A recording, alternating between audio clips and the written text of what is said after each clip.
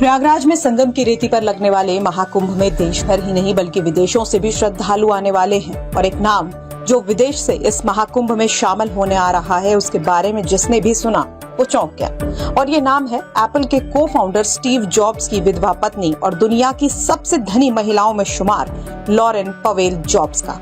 हमारी बेटी जैसी है वो, हमारी बिल्कुल शिष्या तो है, शिष्या बेटी होती है तो हमारी पुत्री जैसी है वो। हमने उसका नाम कमला दिया है, वो कमला नाम है उसका, हमने उसको अपना गोत्र दिया है। प्रयागराज या इलाहाबाद की, जी हाँ, आप लोग जानते हैं कि मेरे फादर जो है वो और मेरे फादर की तरफ से सारी फैमिली जो है वो इलाहाबाद से थी और है और मेरे दिल से बहुत नजदीक है। और ऑब्वियसली उसका रीजन जो है वो मेरे फादर है और मेरे ग्रैंडफादर, वो सब वो जो दादा आए थे वहां से, दादाजी ने जिन्होंने वाट लगाई थी, दादाजी वहीं से आए थे। और ये और बात है कि दादाजी ने वाट लगा दी और अब आप देखिए कि पाकिस्तान का क्या हाल है। अब पाकिस्तान में वायरल हो रहा है प्रयाग का महाकुंभ और यूपी के CM Yogi Adityanath Pakistani news channel से लेकर के डिबेट शोज और यूट्यूबर्स तक हर जगह चर्चा है उनकी। इतना बड़ा आयोजन कैसे कर पा रहे हैं? The security has upped its game. It has gone digital. AI-enabled cameras and drones will surveil the area. They will detect barricade jumping and estimate crowd density. There are AI face recognition systems at security checks. जय हिंद दोस्तों, 2 दिन बाद 13 जनवरी से Mahakumbh start होने वाला है और इसमें देश विदेश से कई मेहमान पहुंच रहे हैं। लेकिन एक नाम जो कि स्टीव जॉब्स की बीवी हैं, लॉरेन पवेल जॉब्स का, बहुत चर्चा में है क्योंकि यह अब महाकुंभ में आकर हिंदू धर्म का अनुसरण करने वाली हैं। प्रयागराज में संगम की रेती पर लगने वाले महाकुंभ में देश भर ही नहीं बल्कि विदेशों से भी श्रद्धालु आने वाले हैं और एक नाम जो विदेश से इस महाकुंभ में शामिल होने आ रहा है उसके बारे में जिसने भी सुना वो चौंक गया। और ये नाम है एप्पल के को फाउंडर स्टीव जॉब्स की विधवा पत्नी और दुनिया की सबसे धनी महिलाओं में शुमार लॉरेन पवेल जॉब्स का। जी हाँ, खबर है कि दुनिया की सबसे रईस महिला भारत में महाकुंभ में आकर कल्पवास भी करेंगी और साधुओं की संगत में कुछ वक्त सादगीपूर्ण जीवन गुजारेंगी। लॉरेन हिंदू और बौद्ध धर्म से खास जुड़ाव रखती हैं और उनसे काफी प्रभावित भी हैं। वहीं आध्यात्मिक गुरु स्वामी कैलाशानंद जी महाराज ने इस बारे में जानकारी देते हुए कहा है कि लॉरेन पवेल महाकुंभ में शामिल होने और अपने गुरु से मिलने आ रही है। साथ ही उन्होंने ये भी बताया कि हमने उनको अपना गोत्र भी दिया है और उनका नाम कमला रखा है। देखिए, मेरा मानना है कि वो अपना निजी कार्यक्रम से आ रही हैं, अपने गुरुजी के दर्शन करने आ रही हैं। हमारी बेटी जैसी है वो, हमारी बिल्कुल शिष्या तो है, शिष्या बेटी होती है तो हमारी पुत्री जैसी है वो। हमने उसका नाम कमला दिया है, वो कमला नाम है उसका, हमने उसको अपना गोत्र दिया है और वो मेरे प्रति बहुत स्नेह रखती हैं। दूसरी बार भारत आ रही है, दूसरी बार आज भारत आ रही है और अपने शिविर में निस्संदेह वो 1-2 दिन, 3 दिन, 4 दिन, 5 दिन प्रवास करेंगी।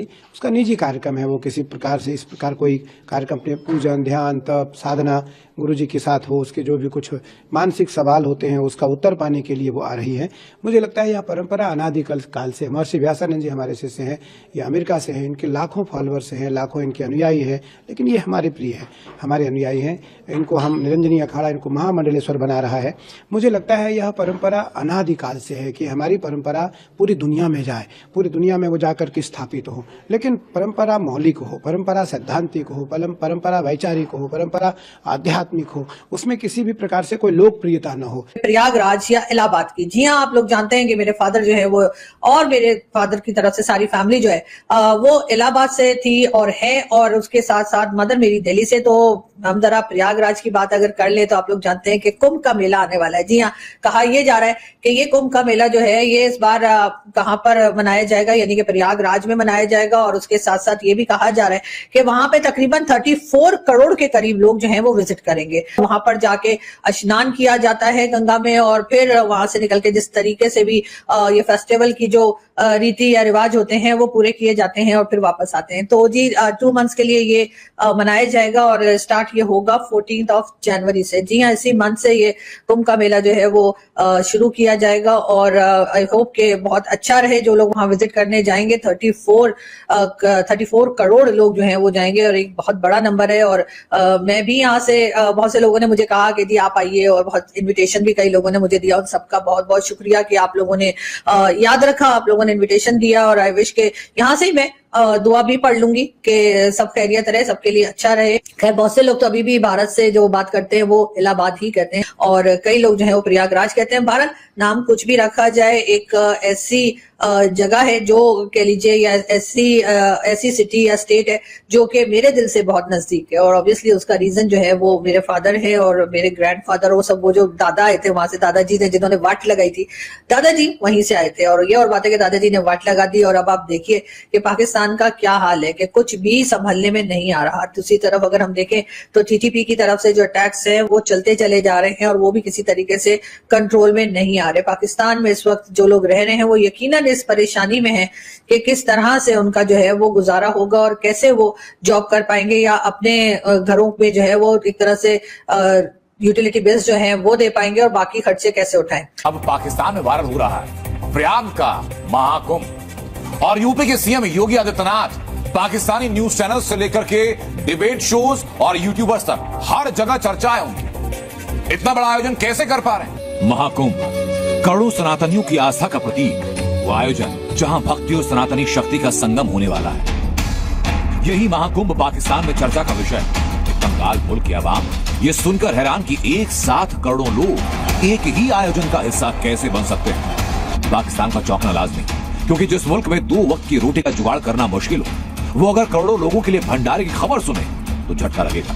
और यही हो रहा है पाकिस्तान में। जब जब इंटरनेट या टीवी पर महाकुंभ की भव्य तैयारियां देखते हैं, संगम के विहंगम दृश्य दिखते हैं, तो पाकिस्तान का मुंह खुला का खोला रह जाता है। महाकुंभ की इन्हीं तैयारियों की वजह से इस्लामिक मुल्क पाकिस्तान में योगी आदित्यनाथ का डंका है। पाकिस्तान में #कुंभ इतना वायरल कि पाकिस्तानी यूट्यूबर कराची में बैठकर लोगों को प्रयागराज का डिजिटल टूर करा रहे हैं, ताकि पाकिस्तानी समझ सकें कि आखिर महाकुंभ में हो क्या रहा है। सिर्फ पाकिस्तानी आवाम नहीं, बल्कि पाकिस्तानी मीडिया में भी महाकुंभ के चर्चे हैं।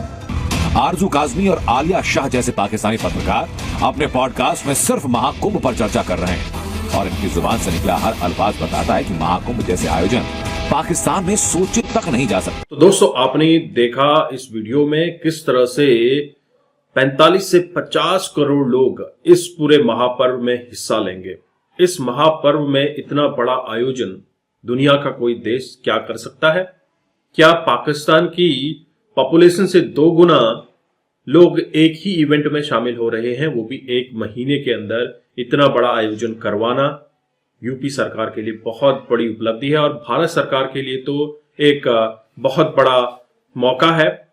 ऐसे में अगर विदेशी मेहमान आते हैं और भारत की संप्रभुता, भारत के इतिहास को समझने की कोशिश करते हैं, महाकुंभ क्यों होता है, महाकुंभ में किस तरह के रीति रिवाज होते हैं, ये सब अगर वो सीख जाते हैं तो कहीं ना कहीं इन लोगों का सनातन से और आस्था और विश्वास मजबूत हो जाएगा।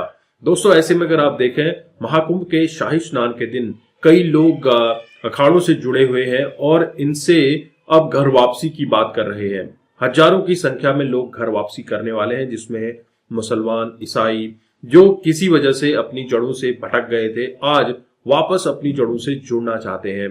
तो ऐसे में इन महापुरुषों का वापस अपने धर्म में आना बहुत बड़ी बात है और देश विदेश से आए हुए लोगों को सुविधा प्रदान करना, एआई का प्रॉपर इस्तेमाल करना आप यूपी सरकार से सीखिए। यूपी सरकार किस तरह लगातार एआई इनेबल्ड ड्रोन्स का इस्तेमाल कर रही है, एआई इनेबल्ड स्कैनर्स का इस्तेमाल हो रहा है, जहां पे डेंसिटी के हिसाब से देखा जाएगा कि किस जगह पर ज्यादा डेंसिटी है, वहां पर ज्यादा सर्चिंग की जाए। या फिर अगर आप सिक्योरिटी सर्विलांस ही देख लें, एआई इनेबल्ड आपको ड्रोन्स दिखेंगे जो कि पल पल की खबरें देते रहेंगे। वहीं अंडर वाटर ड्रोन्स का भी इस्तेमाल किया जाएगा ताकि शाही स्नान को एक अच्छे तरीके से परिपूर्ण किया जा सके।